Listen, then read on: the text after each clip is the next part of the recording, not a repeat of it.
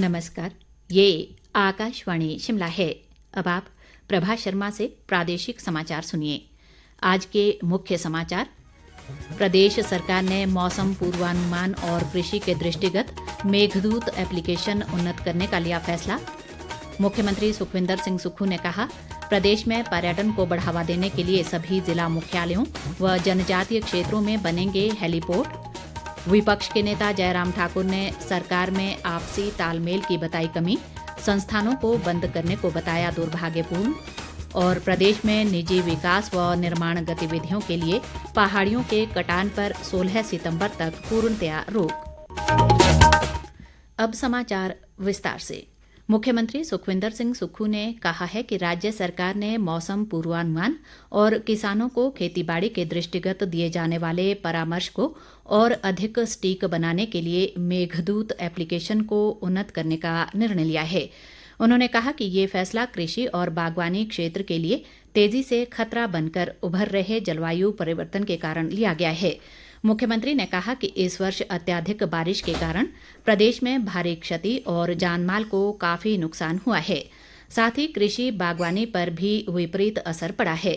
सुखविंदर सिंह सुक्खू ने पर्यावरण विज्ञान प्रौद्योगिकी और जलवायु परिवर्तन विभाग को राज्य में अधिक से अधिक किसानों और बागवानों को इस ऐप से जोड़ने के निर्देश दिए। उन्होंने कहा कि राज्य सरकार कृषकों और बागवानों के लिए जलवायु संबंधी अनिश्चितताओं को दूर करने के लिए प्रतिबद्ध है, ताकि उनकी आजीविका में सुधार सुनिश्चित हो सके। मुख्यमंत्री सुखविंदर सिंह सुक्खू ने कहा है कि राज्य में प्रतिवर्ष 5 करोड़ पर्यटकों के आवागमन के लक्ष्य की पूर्ति के लिए हवाई सेवा की भूमिका महत्वपूर्ण है।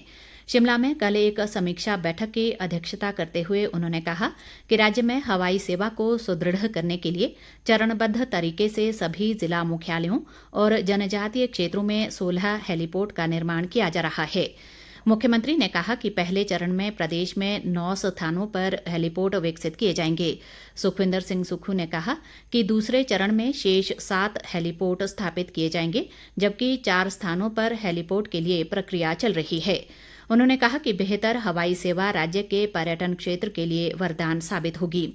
उन्होंने कहा कि पर्यटन राज्य की अर्थव्यवस्था का एक प्रमुख अंग है और इससे स्थानीय युवाओं को रोजगार व स्वरोजगार के अवसर भी मिलते हैं। मुख्यमंत्री ने ये भी कहा कि राज्य सरकार पर्यटन अधोसंरचना के सुदृढ़ीकरण और पर्यटकों के लिए सुविधाओं में सुधार पर विशेष बल दे रही है। राज्यपाल शिव प्रताप शुक्ल और मुख्यमंत्री सुखविंदर सिंह सुक्खू ने भारत के प्रथम सौर मिशन आदित्य L1 के सफल प्रक्षेपण के लिए इसरो के वैज्ञानिकों को बधाई दी है। उन्होंने कहा कि चंद्रयान 3 की सफलता के बाद भारत ने अपनी अंतरिक्ष यात्रा में एक और आयाम जोड़ा है। उन्होंने कहा कि ये भारत के लिए स्वर्णिम दिन है, जब संपूर्ण मानवता की सेवा के उद्देश्य से ये प्रतिष्ठित अभियान शुरू किया गया है।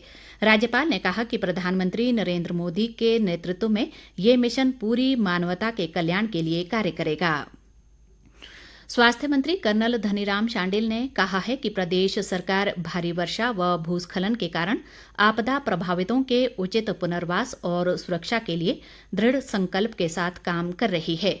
उन्होंने आज सोलन जिला के नालागढ़ उपमंडल की विभिन्न पंचायतों में बरसात से हुए नुकसान का जायजा लिया और प्रभावितों को सरकार की तरफ से हर संभव सहायता का आश्वासन दिया।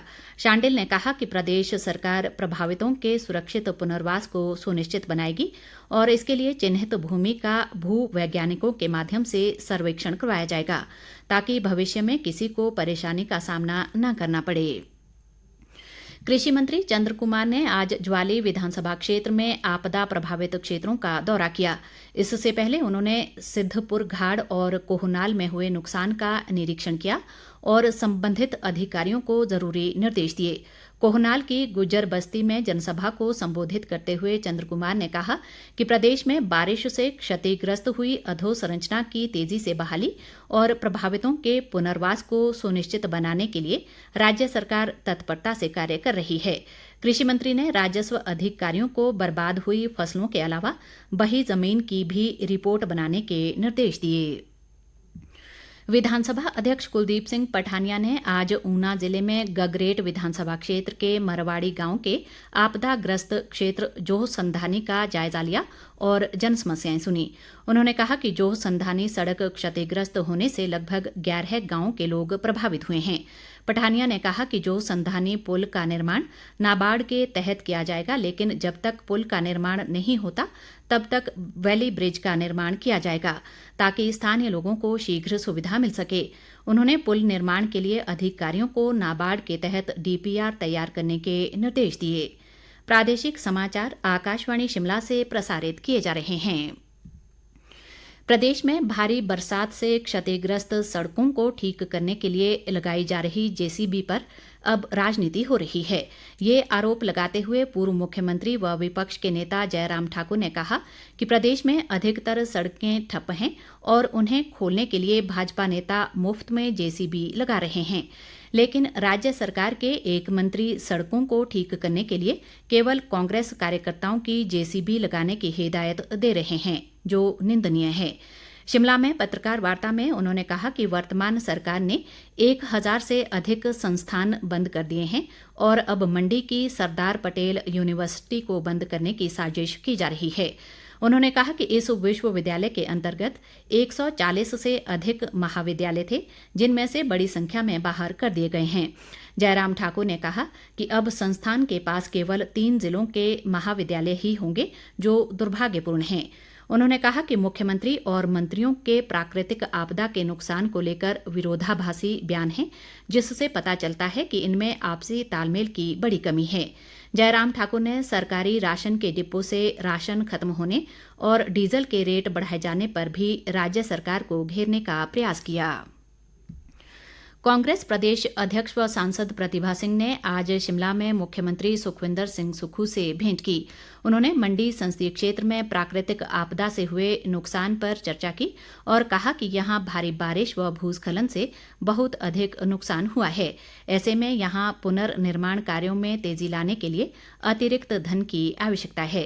प्रतिभा सिंह ने इस दौरान संगठन से जुड़े अनेक मसलों पर भी मुख्यमंत्री से विचार विमर्श किया और संगठन से जुड़े कर्मठ कार्यकर्ताओं को सरकार में जल्द कोई जिम्मेदारी देने की वकालत की। सांसद व भाजपा के पूर्व प्रदेश अध्यक्ष सुरेश कश्यप की अध्यक्षता में आज एक प्रतिनिधिमंडल ने राजभवन में राज्यपाल शिव प्रताप शुक्ल से भेंट की। सुरेश कश्यप ने राज्यपाल को एक ज्ञापन सौंपते हुए उन्हें शिमला संसदीय क्षेत्र में प्राकृतिक आपदा से हुए नुकसान से अवगत करवाया। कश्यप ने राज्यपाल से आग्रह किया कि वे लोक निर्माण विभाग को सड़कों व पुलों को जल्द ठीक करने के निर्देश दें।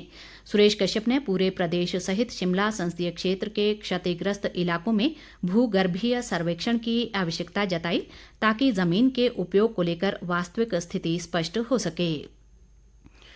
भारी बरसात के बाद आपदा प्रभावित इमारतों और सड़कों के पुनर्निर्माण कार्यों को छोड़कर किसी भी प्रकार के निजी विकास और निर्माण गतिविधि के लिए पहाड़ियों के कटान पर 16 सितंबर तक प्रदेश भर में प्रतिबंध रहेगा।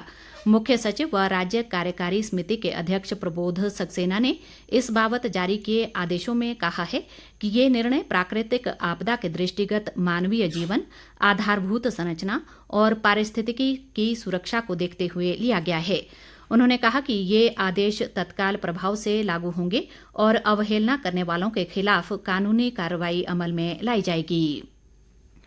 प्रदेश भाजपा अध्यक्ष राजीव बिंदल ने आज शिमला के शोघी में मेरी माटी मेरा देश कार्यक्रम का शुभारंभ किया। इस मौके पर उन्होंने कहा कि देश के अमृत काल में माटी का अभियान सार्थक और नितांत आवश्यक है। बिंदल ने कहा कि देश भर में 15 अगस्त को मेरी माटी मेरा देश अभियान की शुरुआत हुई है।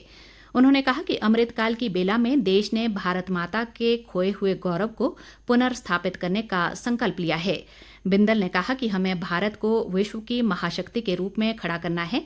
ऐसे समय में माटी का वंदन समय की आवश्यकता है। प्रदेश में सौर ऊर्जा परियोजनाओं के दूसरे चरण को राज्य सरकार ने स्वीकृति दे दी है, जिसमें न्यूनतम 250 किलोवाट और अधिकतम 5 मेगावाट की सौर ऊर्जा परियोजना स्थापित की जाएगी।